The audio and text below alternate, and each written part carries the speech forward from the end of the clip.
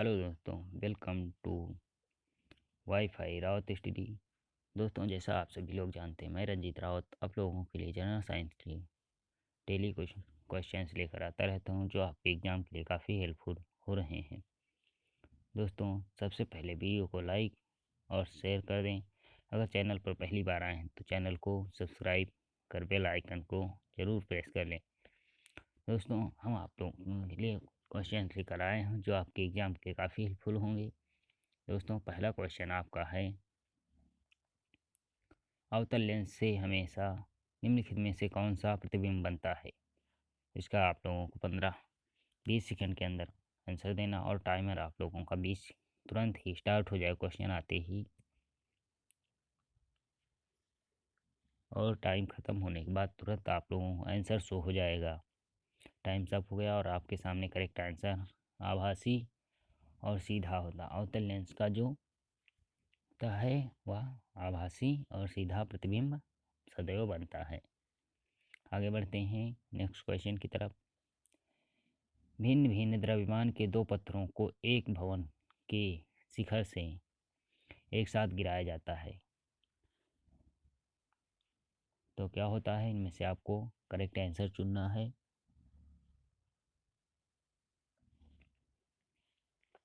Time सब हो गया और आपके सामने करेक्ट आंसर, दोनों पत्थर जमीन पर एक साथ पहुंचेंगे। आगे बढ़ते हैं। प्रकाश विद्युत से बदलता है यांत्रिक ऊर्जा को विद्युत ऊर्जा में, ताप ऊर्जा को यांत्रिक ऊर्जा में, प्रकाश ऊर्जा रासायनिक ऊर्जा में, प्रकाश ऊर्जा वैद्युत ऊर्जा में।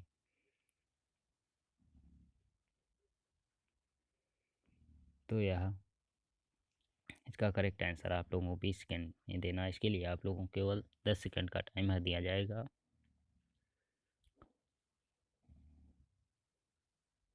टाइम सब हो गया और आपका करेक्ट आंसर है, प्रकाश ऊर्जा को विद्युत ऊर्जा में परिवर्तित करता है। आगे बढ़ते हैं नेक्स्ट क्वेश्चन की तरफ। न्यून तापमान पैदा करने के लिए निम्नलिखित में से किस सिद्धांत का प्रयोग किया जाता है। अतिचालकता, केल्विन चालकता, जल केल्विन प्रभाव, या ताप वैद्युत प्रभाव, या रुद्धोष्म चुंबकीय प्रभाव। इसका करेक्ट आंसर आप लोगों को देना है। जो भी करेक्ट आंसर हो उसे जल्द से जल्द बताएं।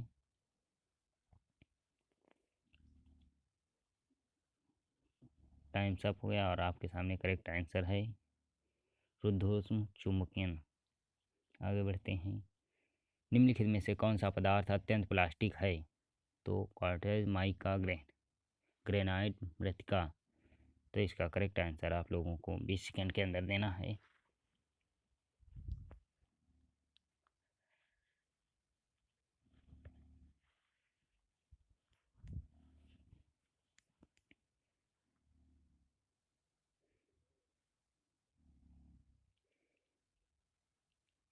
टाइमर ख़त्म हो गया और इसका करेक्ट आंसर है मृत्तिका। आगे बढ़ते हैं नेक्स्ट क्वेश्चन की तरफ। पृथ्वी पर दूरस्थ वस्तुओं को देखने के लिए प्रयुक्त पर उपकरण है। पार्श्विक दूरदर्शन, खगोलीय दूरदर्शन, संयुक्त सूक्ष्मदर्शी, या अवतल लेंस, आवर्धक लेंस।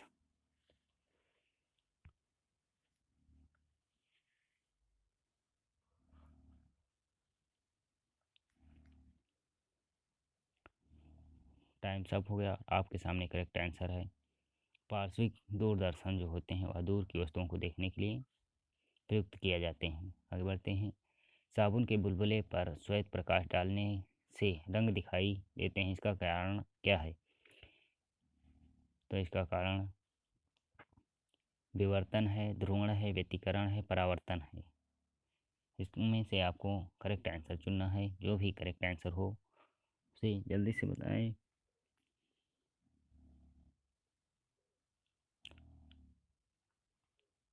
और टाइम सब हो गया और आपका सामने करेक्ट आंसर है व्यतिकरण जो होता है। साबुन के बुलबुले से जब श्वेत प्रकाश डाला जाता है तो यह रंगीन दिखाई देता है, इसका कारण है व्यतिकरण। आगे बढ़ते हैं नेक्स्ट क्वेश्चन की तरफ। डायनमो एक यंत्र है जो यांत्रिक ऊर्जा पैदा करता है, वैद्युत ऊर्जा पैदा करता है, यांत्रिक ऊर्जा को वैद्युत ऊर्जा में बदलता है, वैद्युत ऊर्जा को यांत्रिक ऊर्जा में बदलता है। आप लोगों को करेक्ट आंसर देना है। इनमें से कौन सा करेक्ट आंसर है, जल्दी से बताएं। और आपका टाइम्स अप हो रहा है, टाइम्स अप हो गया और करेक्ट आंसर है यांत्रिक ऊर्जा को वैद्युत ऊर्जा में परिवर्तित करता है। आगे बढ़ते हैं नेक्स्ट क्वेश्चन की तरफ। चावल पकाना कठिन होता है, पर्वत के शिखर पर, समुद्री तल पर, खदान के नीचे, कहीं भी एक जैसा। इनमें से आप लोगों को करेक्ट आंसर देना है।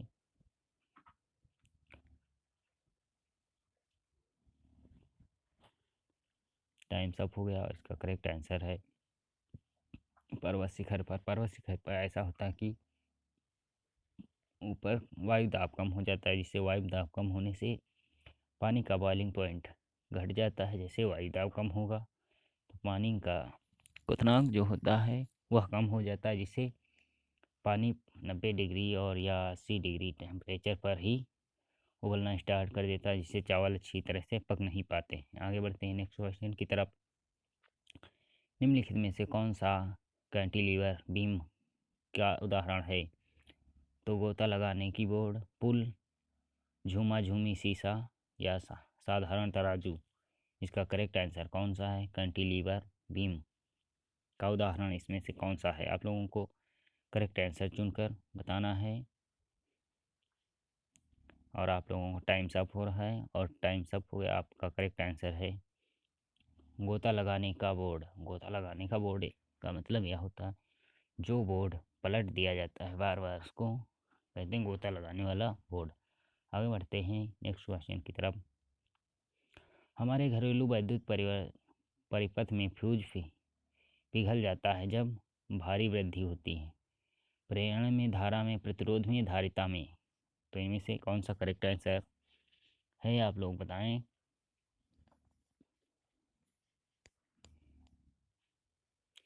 टाइम्स अप हो गया और करेक्ट आंसर आपका सी बी है, धारा। धारा में, अगर धारा में वृद्धि होती है तो आपके घर में जो फ्यूज लगा होता है वह पिघल जाता है। इसका कारण यह है कि जो फ्यूज में तार वायर का प्रयोग किया जाता है उसका गलनांक बहुत ही कम होता है, जिसके कारण से धारा अधिक होने के कारण वह गल जाता है और आपके घर के जो भी उपकरण होते हैं वो नष्ट होने से बच जाते हैं। आगे बढ़ते हैं नेक्स्ट क्वेश्चन की तरफ। पत्थर को ठोकर मारने से व्यक्ति को चोट लगने का कारण क्या है? तो जब कोई व्यक्ति पत्थर को ठोकर मारता है तो उसे चोट लगती है, तो इसका कारण क्या है? जड़त्व, वेग, प्रतिक्रिया या समय। इनमें से कौन सा करेक्ट आंसर है? जब आप कोई व्यक्ति किसी जब कोई यानी कि ये दीवार है और आप यहाँ पर खड़े होकर इस दीवार पर फोर्स कर रहे हैं तो क्या होगा? टाइम्स अप हो गया और आपका करेक्ट आंसर प्रतिक्रिया। प्रतिक्रिया होती है जब कोई व्यक्ति इस दीवार पर फोर्स लगाएगा और ये दीवार टस मस नहीं होगी, तो जितना फोर्स आप इस दीवार पर लगाएंगे यह दीवार आपके अपोजिट उतना ही फोर्स लगाएगी। इसी को कहते हैं प्रतिक्रिया। यानी बोलोमीटर का प्रयोग किसे मापने के लिए किया जाता है? आवृत्ति को, सॉरी, अब इसमें क्या है? इसका करेक्ट आंसर आप लोगों ने देख ही लिया, तापमान। आगे बढ़ते हैं नेक्स्ट क्वेश्चन की तरफ। परमाणु शक्ति संयंत्र किस सिद्धांत पर काम करता है? तो यह विखंडन या संलयन या तापीय दहन। उपयुक्त में से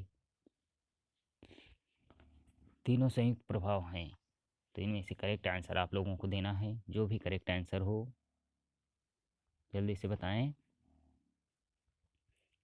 आपका टाइम अप हो गया और करेक्ट आंसर आपका है तीनों प्रयुक्त समूह। यानी कि जो परमाणु शक्ति है वो विखंडन, संलयन और तापीय दहन तीनों तरह से होती है। आगे बढ़ते हैं नेक्स्ट क्वेश्चन की तरफ। मरीचिका का कारण क्या है? मरीचिका का कारण क्या है? तप्त भूमि द्वारा परावर्तन, वायु की परतों द्वारा पूर्ण आंतरिक परावर्तन, प्रकाश का विवर्तन। तो इनमें से कौन सा करेक्ट आंसर है, आप लोगों को चुनकर बताना है।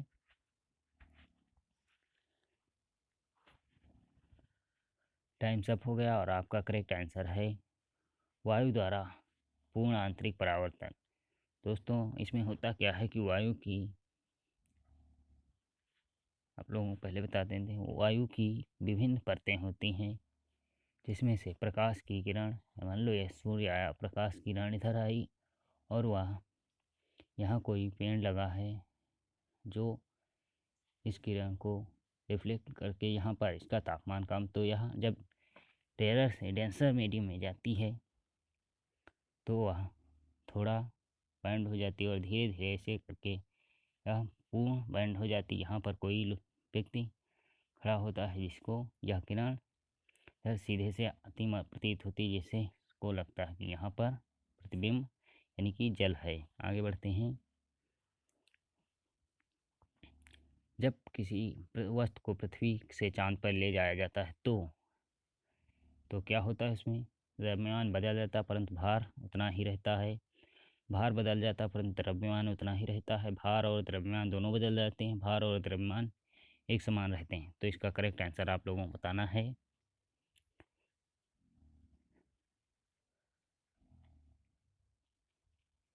टाइम्स अप हो गया और इसका करेक्ट आंसर है भार बदल जाता है परंतु द्रव्यमान नहीं बदलता। अब लोगों से एक क्वेश्चन पूछता हूँ, यदि पृथ्वी पर किसी का भार 6 किलोग्राम का है तो वह चंद्रमा पर कितना होगा, आप लोग बताएं। तो वह चंद्रमा पर 1 किलोग्राम का हो जाएगा। कितने? 1 किलोग्राम का हो जाएगा, यानी कि 1/6 भार चंद्रमा पर होता है। और एक साथ में दूसरा क्वेश्चन पूछता हूँ, यदि द्रव्यमान का पृथ्वी पर किसी वस्तु का द्रव्यमान 60 मास है तो वह चंद्रमा पर कितना रहेगा।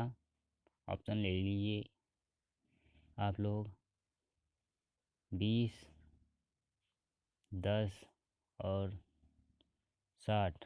तो इनमें से ही आप लोगों को बताना है कौन सा रहेगा। तो इसका करेक्ट आंसर 60, क्योंकि अभी अभी आप लोगों ने पढ़ा कि द्रव्यमान उतना ही रहता है, भार में परिवर्तन होता है, द्रव्यमान में कोई परिवर्तन नहीं होता है। शीतल देशों में सर्दी के मौसम में पाइपलाइनें प्राय फट जाती हैं, क्योंकि इसका कारण क्या है, पानी जम जाता है और उसका आयतन बढ़ जाता है। बर्फ़ और का तापमान पानी के तापमान से कम होता है, पाइपलाइनों का आयतन कम हो जाता है, जमने के कारण पाइपलाइनों का प्रसारण होता है। इसका करेक्ट आंसर आप लोग बताएं। टाइम अप हो गया और इसका करेक्ट आंसर है पानी जम जाता है और उसका आयतन बढ़ जाता है। दोस्तों, आप लोगों को पता होगा कि बर्फ़ का आयतन ज़्यादा होता है, पानी की अपेक्षा बर्फ़ का आयतन ज़्यादा होता है, जिसके कारण से पानी का आयतन बढ़ जाता है और पाइपलाइनें फट जाती हैं। आगे बढ़ते हैं नेक्स्ट क्वेश्चन की तरफ। वर्णांध व्यक्ति दूर की चीज़ें नहीं देख सकता, काला रंग नहीं देख पाता है, कुछ रंगों के बीच भेद नहीं कर सकता, को दृष्टि निर्बंधन नहीं होता है। इनमें से आपको करेक्ट आंसर बताना है, जो भी करेक्ट आंसर हो। टाइम्स अप हो गया और करेक्ट आंसर है इसका कुछ रंगों के बीच वह भेद नहीं कर सकता, जैसे हरा और लाल रंग के बीच वह भेद नहीं कर सकता। इसीलिए वर्णांध व्यक्तियों की को रेलवे में भर्ती नहीं लेते हैं। इसीलिए कहते हैं वर्णांध व्यक्तियों को रेलवे में भर्ती नहीं लेते। एक टेस्ट होता है जिससे वर्णांधता की पहचान की जाती है। किस उपग्रह में किसी अंतरिक्ष यात्री द्वारा गिराया गया चम्मच किसी उपग्रह में किसी अंतरिक्ष यात्री द्वारा गिराया गया चम्मच फर्श पर गिर जाएगा, अचल रहेगा, उपग्रह की गति का अनुसरण करता रहेगा, स्पर्श रेखीय दिशा में चला जाएगा। तो इसका करेक्ट आंसर आप लोगों को बताना है। और टाइम्स अप हो रहा है, टाइम्स अप हुआ और इसका करेक्ट आंसर है उपग्रह की गति का अनुसरण करता रहेगा, यानी कि उपग्रह जिस गति से चलेगा उसी गति से वह चम्मच भी उसी का अनुसरण करता रहेगा। आगे बढ़ते हैं। आपेक्षिकता सिद्धांत के अनुसार निम्नलिखित में से कौन सा सदा एक समान रहता है? किसी वस्तु की लंबाई, समय, आकाश या प्रकाश का वेग। तो इसमें से करेक्ट आंसर आप लोग बताएं। जो भी समान रहता है, टाइम्स अप हो गया और इसका करेक्ट आंसर है प्रकाश का वेग। प्रकाश का वेग आप वायु में ले लें या फिर वैक्यूम में ले लें, हमेशा समान ही रहता है। आगे बढ़ते हैं नेक्स्ट क्वेश्चन की तरफ। नेक्स्ट क्वेश्चन है, प्रकृति में सबसे सशक्त बल है, प्रकृति में जो सबसे सशक्त बल है वह कौन सा है? वैद्युत बल, गुरुत्व बल, नाभिकीय बल या चुंबकीय बल में से कौन सा सबसे सशक्त बल प्रकृति में मौजूद है? आप लोगों को करेक्ट आंसर देना है इसका।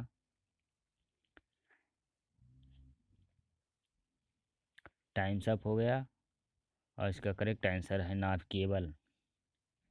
नाभिकीय बल का मतलब यह है कि जो भी दो ऑब्जेक्ट होते हैं, दो वस्तुओं के बीच में नाभिकीय बल यानी कि वह एक दूसरे को अट्रैक्ट करते हैं, वह नाभिकीय बल के कारण ही अट्रैक्ट होते रहते हैं। आगे बढ़ते हैं, ज़्यादा ऊंचाई पर सांस लेने में कठिनाई होती है, इसका क्या कारण है? वायु में दाब, कम दबाव के कारण, न्यूनतम तापमान के कारण, ओजोन के कारण या उच्च आर्द्रता के कारण। तो इसका करेक्ट आंसर आप लोगों को देना है।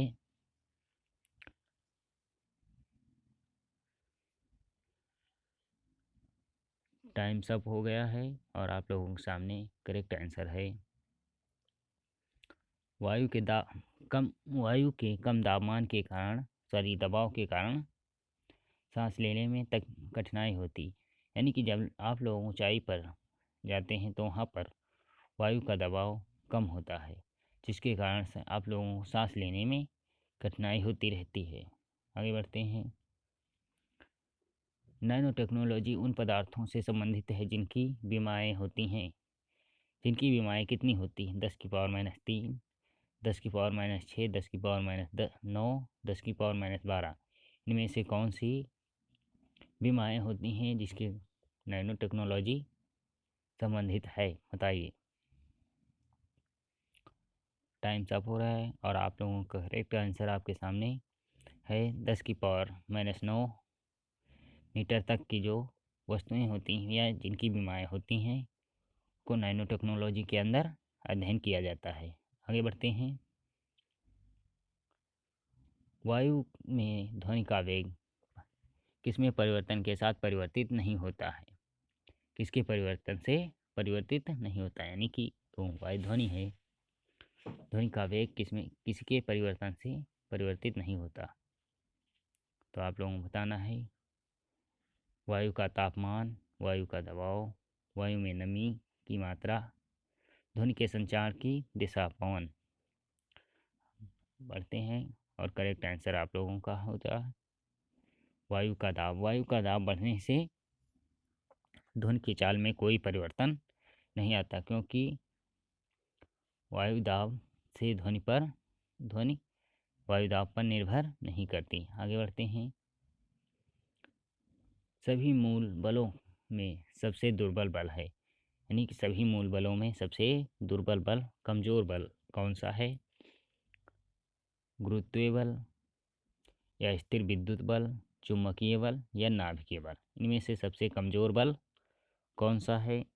आप लोग जल्दी से करेक्ट आंसर दें। टाइम्स अप हो गया। इसका गुरुत्वीय बल जो है सबसे कम होता है। आगे बढ़ते हैं नेक्स्ट क्वेश्चन की तरफ। वर्षा जल की गिरती हुई बूंद की आकृति गोल होती है, इसका कारण क्या है? सान्यता का कारण, पृष्ठ तनाव के कारण, वायुमंडलीय दाब के कारण या गुरुत्वीय बल के कारण? ऐसा क्यों होता है कि वो जल की बूंद जब गिरती है पृथ्वी पर तो वह वर्षा की बूंद तो वह गोल क्यों होती है? टाइम्स अप हो गया है और आपके सामने करेक्ट आंसर है पृष्ठ तनाव के कारण। पृष्ठ तनाव के कारण यह होता है कि ये आप लोग जानते हैं ये जल की बूंद है और इसमें पानी के बहुत से मॉलिक्यूल्स इधर उधर हैं जो पानी को इधर उधर से अपनी तरफ खींच के रखते हैं, जिसके कारण से इसका आकार गोल हो जाता है। आगे बढ़ते हैं। किसी दंड के चुंबकन की प्रक्रिया को क्या कहते हैं? दंड का पूरा आयतन चुंबकीय होता है, दंड का केवल पृष्ठ चुंबकीय होता है, दंड के केवल सिरे चुंबकित होते हैं, दंड की बाहरी परतों के केवल कुछ भाग ही चुंबकित होते हैं। इसका करेक्ट आंसर आप लोगों को देना है।